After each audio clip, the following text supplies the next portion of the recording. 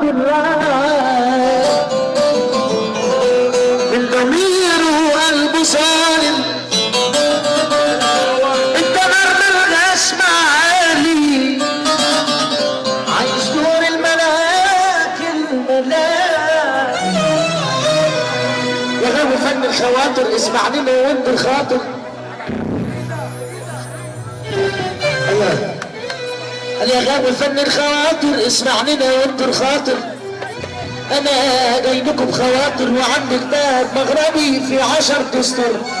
اول من السطر انا كاتب في نفسي وعزت نفسي ما انا عالي. انا بحب سر الكلمة سر سجي جري ما انا عالي. وقولت في عز الليل منعاني. تاني من السطر الاولى المكتوب التانية انا كنت غارب صبحت انا المغلوب. تالت من السطر انا لو شكيت اللي فيا راح افلق الاحجار. اصعب على المؤمن واصعب على الكفار. اصعب على الوحش اللي ساكن الجبل والغار. اصعب على الطفل اللي في الجنة وهو لسه صغار. راجع من السطر عرفني يا زمان بكل سلاح انا راضي.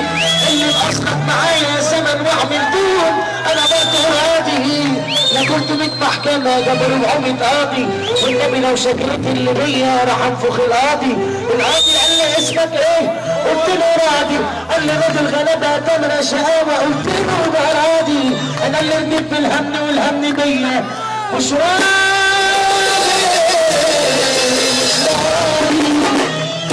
العجل على سبع الدرمبة اللي سايب مراته لفة ومشي على كفة. كل ما اقول له عيب اختشي يقول لي مش عارفة اوقفها. وعجبي العجل على سبع الدرمبة اللي سايب مراته ماشي على كفها. كل ما اقول له عيب اختشي يقول لي دينا بتجيب مصاريفها. هي قفلة الكلام راحت على الجدعان اللي يذل المزة ويعرف